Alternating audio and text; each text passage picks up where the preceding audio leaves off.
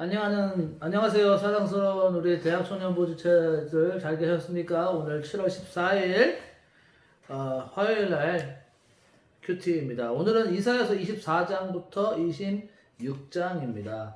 원래 24장은요, 24, 25, 26, 27 이렇게 한 뭉태로 같이 이렇게 보기도 합니다. 그래서 한 섹션이라고 보는데 우리가 이렇게 더 서로 도움이 되기 위해서 24, 25, 26, 27장 이렇게 4장으로 나눠져 있습니다. 그래서 24장까지 왔는데요. 이사야서 전에는 이제 뭐 바벨론에 대한 멸망, 또 여러 주위국에 대한 멸망을 많이 읽었죠. 그래서 이제 24장, 25, 26, 27장은요, 그 회복하시는 하나님의 그 역사를 조금 공부할 수 있는 그 내용들입니다. 그래서 24장에 이렇게 써 있어요. 보라, 여호와께서 땅을 공허하게 하시며 황폐하게 하신다. 그러시면서 2절에 백성과 제사장이 같을 것이며 종과 상전이 같을 것이며 여종과 여주인이 같을 것이며 사는 자와 파는 자가 같을 것이며 라고 하면서 여러 계층의 사람들에게 한꺼번에 하나님께서는 어떠한 내가 계층의 사람이든지 하나님의 심판은 동일하게 임한다는 것을 볼 수가 있습니다. 그래서 하나님의 우리가 어떠한 위치에 있든지 하나님은 그것을 바라보시고 또 하나님의 공의로운 심판이 있다는 것을 볼 수가 있습니다. 그래서 이 24장, 25, 26, 27장에 여기서 말하는 그 땅, 또 성읍 이런 부분들은 이제 이스라엘과 예루살렘 성읍을 말하기도 합니다. 그런데 이 이스라엘과 예루살렘 성읍에 대한 심판과 또 회복의 이야기가 있지만 또 내용들을 잘 이렇게 보면은요, 어떻게 보면 또 이렇게 엔타임에, 그러니까 마지막 그 끝에 일어날 일, 계시록의 이야기와 많이 겹치는 것을 볼 수가 있습니다. 그러니까 예언서의 한 가지 그 특징 중에 하나인데요. 아, 그 두 가지 면으로 볼 수가 있어요. 첫 번째는 그 이미디에 이루어질 일들, 그 곧 앞에 이루어질 일들로 예언되어 있지만 또 동시에 또 나중에 훈일을 한꺼번에 이렇게 또 볼 수 있는 이 양면적으로 볼 수 있는 것을 알 수가 있습니다. 그래서 24, 25, 26에는 예루살렘에게 또 나중에는 우리가 회복된 우리들에게 이루어질 일들을 볼 수 있습니다. 그 이유가 또 5절에 이렇게 써 있네요. 하나님께서 심판을 하시고 공의를 행하시는 그 이유가 바로 율법과 언약을 깨트렸다라고 말합니다. 그래서 5절에 땅이 또한 그 주민 아래서 더럽게 되었으니 이는 그들이 율법을 범하며 율례를 어기며 영원한 언약을 깨트렸습니다. 그래서 저주가 땅을 삼켰고 그 중에 하나들이 정죄함을 당하였다라고 합니다. 그럼으로써 이제 그 성읍이 황무해지고 그리고 무서운 소리가 들릴 것이며 무리가 소리 높여 부를 것이다 라고 14절에 써 있습니다. 이렇게 언약을 깨트린 하나님의 백성들, 하나님은 이거를 이렇게 또 설명하시는 것을 볼 수가 있네요. 16절에 배신자들은 배신하고 배신자들이 크게 배신하였도다. 하나님이 배신감을 느끼신 것이죠. 하나님과 약속을 그렇게 굳건히 했건만 이스라엘 백성들은 하나님의 그 약속을 까마득하게 잊어버리고 돌아선 그 모습을 보고 하나님은 이렇게 마음 아파하시는 것을 볼 수가 있습니다. 여러분들은 하나님과 약속하시고 하나님에게 다짐하시고 주일 예배 때 또 금요 예배 때마다 다짐하시면서 잊어버린 내용도 있습니까? 하나님의 마음을 아프게 했다는 걸 생각하면서 다시 한번 주께 돌아선 여러분 되시기 바랍니다. 그리고서는 이제 25절에는 그렇게 했지만 결국 하나님께서는 다시 회복시키시고 하나님의 공의를 보이실 것이라고 하면서 찬송의 시가 25장에 나와 있습니다. 그러면서 하나님께서는 여호와여 주는 나의 하나님이시라 내가 주를 높이고 주의 이름을 찬송하려니 주는 기사를 옛적에 정하신 뜻대로 성실하심과 진실함으로 행하셨습니다. 하나님은 그 하신 약속을 성실하게 이어가시고 또 하지만 또 우리를 향한 하나님의 사랑은 성실하게 이어가시는 것을 볼 수가 있습니다. 그러면서 결국 하나님께서 회복하실 거라는 내용이 나와 있고요. 8절에는 이렇게 마지막 때의 이야기와 같이 겹치는 내용이 있습니다. 8절 제가 읽어드릴게요. 사망을 영원히 멸하실 것이라. 또 주 여호와께서 모든 얼굴에서 눈물을 씻기시며 자기 백성의 수치를 온 천하에서 제하시리라. 여호와께서 이같이 말씀하셨느니라.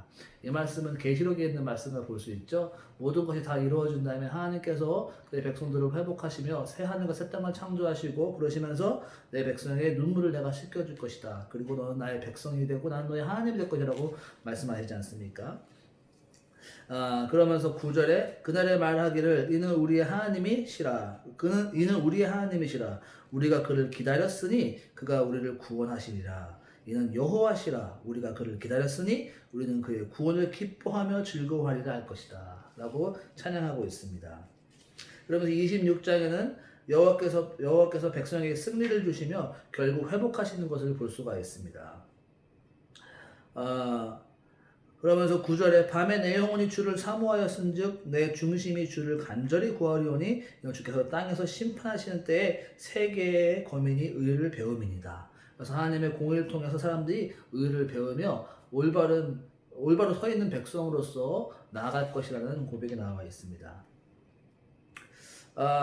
이렇게 심판과 또 찬양과 또 회복의 이야기가 나와 있는 내용인데요.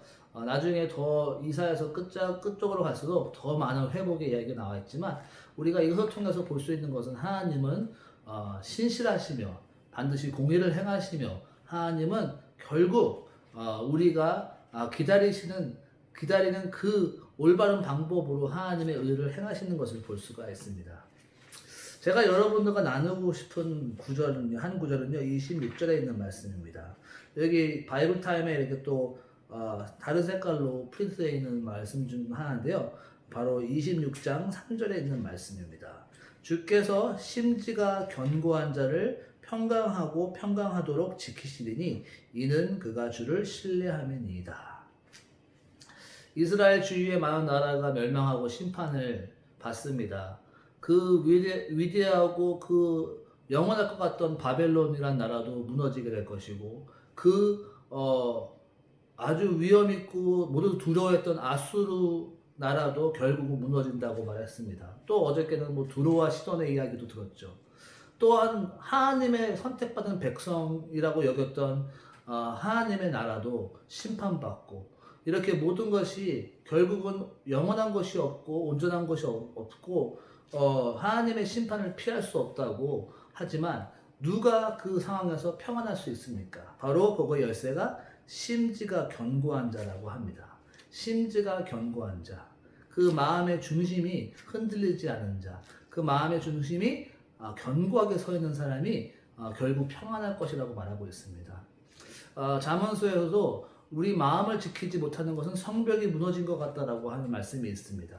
그러니까 성벽이 무너지면 그 위험하고 죽을 수밖에 없는 그 위험한 상태이지 않습니까? 마음이 무너진 것이 성벽이 무너진 것 같다. 또한 너는 물을 지킴보다 더욱 네 마음을 지키라. 왜요? 생명의 근원이 이에서 남이니라고 말했습니까? 심지가 견고한 자. 그럼 이 심지가 견고한 자는 무슨 의미입니까? 그 이유를 3절 끝절에 써 있습니다. 이는 그가 주를 신뢰함이니이다. 하나님을 신뢰하기 때문에 심지가 견고하다라고 합니다. 그래서 4절에는 너희는 여호와를 영원히 신뢰하라. 주 여호와는 영원한 반석이심이로다. 그러니까 반석 위에 세운 집, 흔들리지 않고 견고한 것, 바로 하나님에게 붙들려 있는 사람, 하나님 붙드는 사람이 결국 견고한 사람이라고 말하고 있습니다. 하나님은 왜 반석이 되시고 하나님은 왜 우리에게 견고하게 하시는 분이십니까? 왜냐면요, 이 3절을 잘 다시 한번 묵상해 보면요, 지난 주일날 김은구 목사님의 설교 내용 중에 한 부분인데요, 이렇게 볼 수가 있습니다. 여기에 주어가 누구입니까? 바로 하나님이십니다. 주께서 심지가 견고한 자를 평강하도록 지키신다라고 하십니다. 그러니까 내가 심지가 견고하는 것이 흔들리지 않는 건데 내가 심지가 아무리 견고하려고 해도 참 그게 쉽지가 않잖아요. 어려움을 겪으면 또 불안해하고 두려워할 수 있지 않습니까?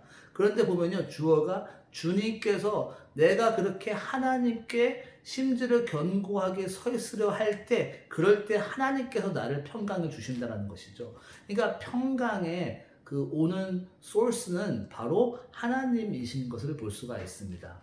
우리가 심지를 견고하게 최대한 노력을 할 수 있지만 이것은 늘 한계가 있는 것이고 어려움을 닥치면 또 넘어질 수가 있습니다. 하지만 우리가 그렇게 열심히 심지를 견고하게 하는 것을 하나님 보시고 은혜로 우리에게 평강을 주시는 것을 볼 수가 있습니다. 우리의 할 일은 심지를 견고히 하는 것, 하나님이 하실 일은 그 하나님이 공의롭게 심판하시는 것, 바로 그것이 하나님의 하실 일이고 우리의 할 일은 심지가 견고히 서 있는 것이죠.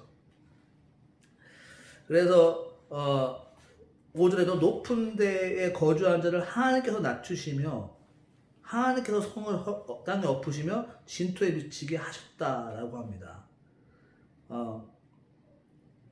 또 8절에 여호와여 주께서 심판하시는 길에서 우리가 주를 기다렸사오며 라고 합니다. 김은고 목사님이 주일날 설교하신 것처럼 가만히 서서 기다려 보라라고 하잖아요.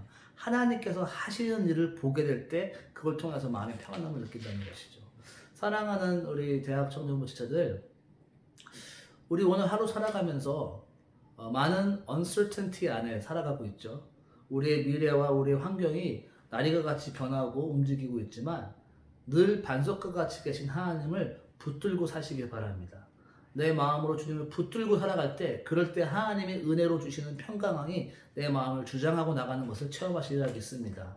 우리 사랑하는 대학 청년부처들, 주님께 의지하고 주님이 주시는 평안함 공급받으며 오늘 하루 승리하신 여러분 되시기를 예수님의 이름으로 축복합니다. 제가 잠깐 같이 기도하고 나가기 원합니다. 주님, 내가 오늘 하루 주님 붙들고 살아가겠습니다.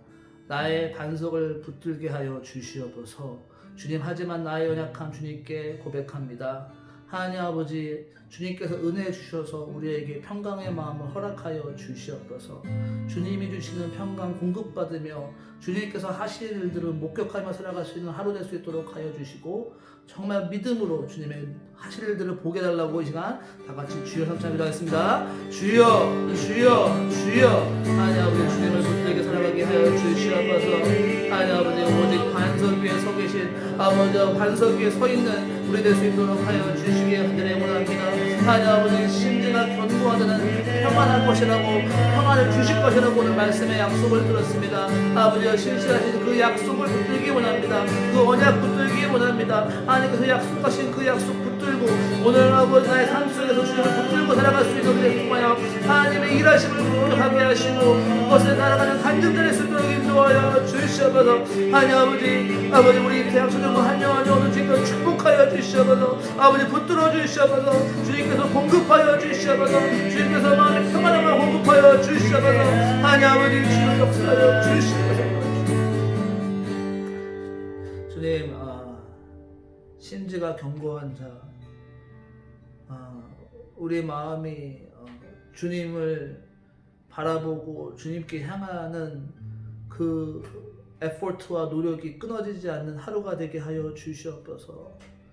주님, 우리의 연약함 아시지요. 하지만 주님, 우리가 믿음으로 반석 위에 서 있는 하루가 됨을 통하여 아버지, 폭풍이 오고 홍수가 나더라도 굳건히 서 있는 그 반석 위에 세운 집처럼 오늘 하루 그렇게 강건하게 서 있는 우리 대학 청년부 지체될 수 있도록 축복하여 주시옵소서. 주님이 공급하시는 평안함 가지고 하나님 아버지여, 오늘 하루도 그런 하나님의 행하신 일들을 목격하고 바라볼 수 있는 우리 될 수 있도록 축복하여 주시옵소서. 감사드리고 예수님의 이름으로 기도했습니다.